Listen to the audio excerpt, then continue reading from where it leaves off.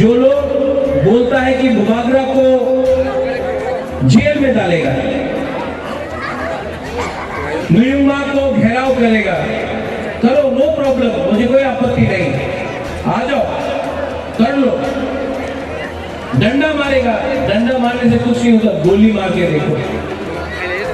और जो लोग बोलता है कि बुबागरा को जेल में डालेगा, पहले आप उन लोगों को जेल में डालो जिसने हमारा माधवबाड़ी में तिपरासा को गोली मारा था।